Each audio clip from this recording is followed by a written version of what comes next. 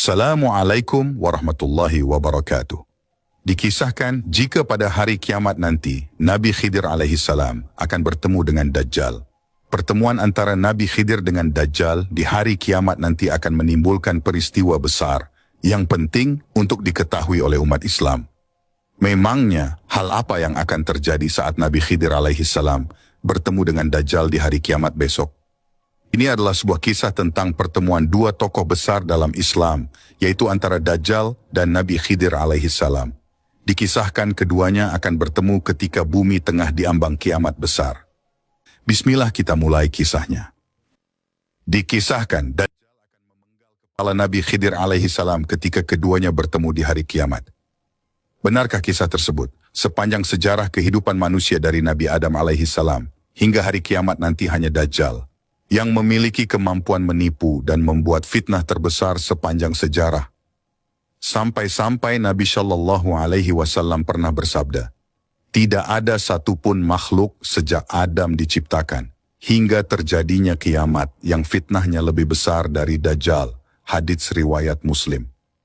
Jika Dajjal sudah muncul artinya, saat itu bumi telah diambang kiamat kubro atau kiamat besar.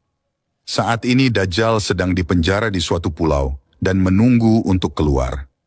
Tahu nggak apa yang ditunggu Dajjal ini? Dajjal ini menunggu bumi kita ini akan terjadi musim kemarau parah selama 3 tahun. Ini bukanlah musim kemarau seperti sekarang ini. Saat itu adalah masa yang sangat sulit. Tanaman gagal panen, hewan ternak banyak yang mati. Secara tak ada air sama sekali yang menetes ke bumi. Tanah menjadi luar biasa kering, dan tentunya suhu menjadi sangat panas. Pada tahun pertama musim kemarau, Allah Subhanahu wa Ta'ala perintahkan langit untuk menahan sepertiga dari hujan, dan perintahkan bumi untuk menahan sepertiga tanamannya, untuk panen dan berbuah. Kemudian di tahun kedua malah lebih parah, 2/3 air hujan dan tanaman pun ditahan. Dan di tahun ketiga seluruh air dan tanaman ditahan, setetes pun hujan tak akan turun. Pada tahun itu tak ada satu pun tanaman di dunia ini yang berbuah. Pastinya ketika itu populasi hewan ternak akan menipis, bahkan mungkin akan habis. Pada saat itulah manusia akan betul-betul merasa kelaparan dan kesusahan yang teramat sangat. Kemudian pada saat itu pula rantai setinggi 40 meter yang mengikat Dajjal akan terlepas. Lalu Dajjal akan keluar di suatu tempat yang bernama Isfahan. Kalau kita lihat di peta modern sekarang, tempat itu berada di negara Iran. Nanti pas Dajjal ini pertama-tama keluar, dia akan mengaku sebagai orang soleh. Kemudian banyaklah pengikut dia, termasuk orang-orang Islam. Karena saat itu Dajjal ini melakukan suatu perjalanan, maksudnya dia tidak diam di Isfahan. Setelah muncul tak lama dari itu pun Dajjal mengaku sebagai nabi. Dan pada saat dia mengaku nabi, maka orang-orang Islam banyak yang meninggalkannya. Setelah perjalanan Dajjal sampai ke sebuah daerah yang bernama Kallah, yang berada di wilayah antara Irak dan Syam, barulah saat itu dia mengaku sebagai Tuhan, pemilik surga dan neraka. Ada setidaknya 7 golongan yang ikut Dajjal pada saat itu, yaitu orang-orang Yahudi, pelaku bid'ah, setan dari bangsa jin, kaum Khawarij, atau kelompok yang mudah mengkafirkan orang lain. Kemudian budak hawa nafsu, orang-orang yang biasa melakukan maksiat, dan yang terakhir wanita akhir zaman, alias wanita yang punya keimanan setipis kertas. Karena pada saat itu terjadi kekeringan atau kemarau dan hanya Dajjal yang sanggup menurunkan hujan, makanya wanita-wanita yang tak tahan dengan cuaca lebih memilih ikut Dajjal daripada dia harus mati kehausan. Nabi Shallallahu Alaihi Wasallam pernah bersabda, Dajjal akan turun ke Mirqona, nama sebuah lembah, dan mayoritas pengikutnya adalah kaum wanita. Sampai-sampai ada seorang yang pergi ke istrinya, ibunya, putrinya, saudarinya, dan bibinya. Kemudian mengikat mereka karena khawatir keluar menuju Dajjal. Hadits riwayat Ahmad. Ketika itu Dajjal akan sibuk dengan perjalanannya ke sana kemari, sampai-sampai diriwayatkan tak ada satupun tempat yang tak dimasuki Dajjal.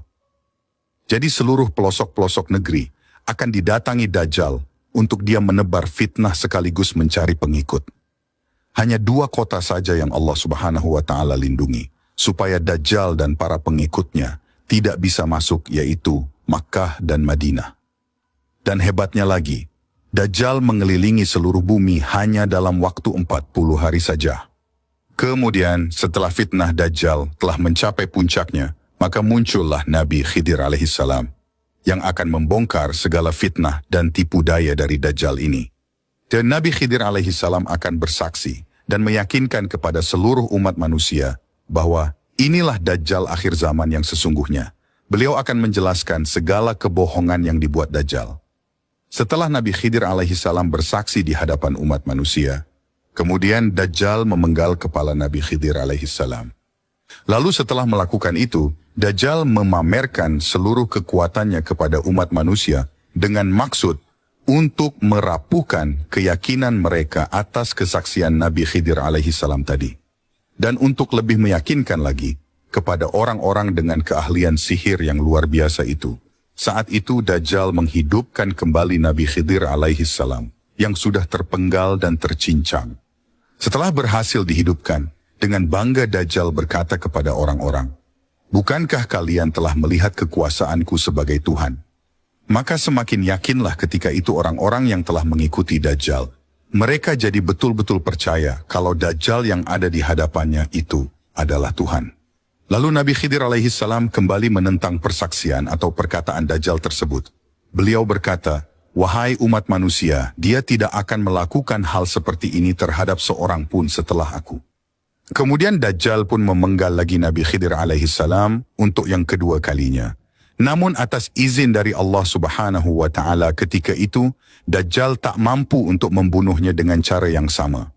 Bahkan pedang atau gergaji pun tak sanggup untuk membunuh Nabi Khidir alaihissalam. Kemudian dikisahkan, Dajjal pun melempar Nabi Khidir alaihissalam ke neraka terakhir. Di dalam hadits dijelaskan orang-orang yang menyaksikan kejadian itu mengira Nabi Khidir alaihissalam betul-betul dilemparkan ke neraka dan Rasulullah Shallallahu alaihi wasallam pun segera menegaskan padahal dia dilemparkan ke surganya Allah Subhanahu wa Ta'ala. Derajatnya mulia dan dia adalah syuhada di sisi Allah.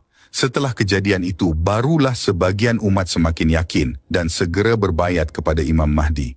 Rasulullah Shallallahu alaihi wasallam bersabda, "Pria ini adalah orang yang derajatnya paling dekat denganku, sekaligus syuhada yang paling agung di mata Allah Subhanahu wa Ta'ala, Tuhan semesta alam." Ajal Nabi Khidir ditunda sampai dia mengingkari Dajjal. 2 kutipan hadis tersebut berasal dari riwayat Abu Sa'id Al-Khudri.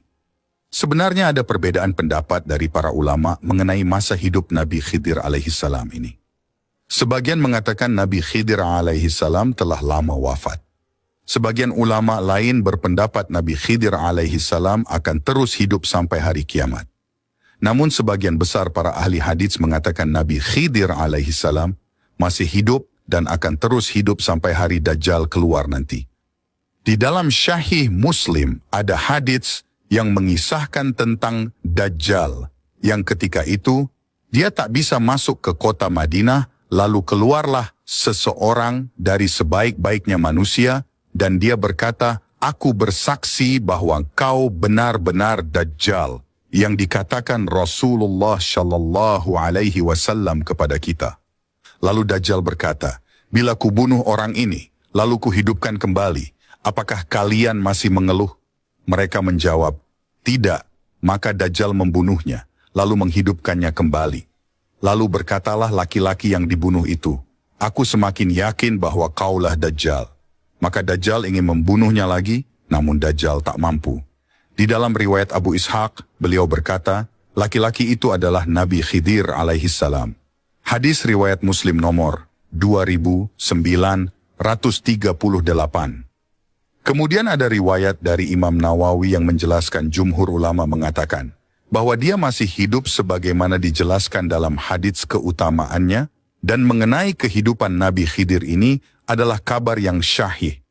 Selain itu juga dijelaskan bahwa datanglah seorang lelaki asing melawat Rasulullah Shallallahu alaihi wasallam. Ketika itu beliau Rasulullah tengah wafat. Maka berkata Sayyidina Abu Bakar dan Sayyidina Ali bin Abi Thalib, lelaki itu adalah saudara Rasulullah Shallallahu Alaihi Wasallam, yaitu Nabi Khidir alaihi salam. Nabi Khidir alaihi salam masih hidup sampai hari ini. Timbul sebuah pertanyaan, apakah Nabi Khidir alaihi salam menikah dan punya keturunan? Jawabannya adalah, tak ada satupun riwayat yang mengatakan bahwasanya Nabi Khidir alaihi salam menikah dan punya anak. Namun dijelaskan oleh Imam Nawawi bahwasanya Nabi Khidir alaihi salam tinggal di laut dan beribadah di laut. Imam Nawawi berpendapat demikian berdasarkan dari isi surat Al-Kahfi yang mengisahkan Nabi Musa bertemu Nabi Khidir alaihi salam yang sedang beribadah di tengah laut. Dan ada beberapa kisah para waliullah, orang-orang soleh, dan ulama ada yang pernah berjumpa dengan Nabi Khidir alaihi salam. Bagaimana menurut pendapat kalian? Bisa tuliskan di kolom komentar.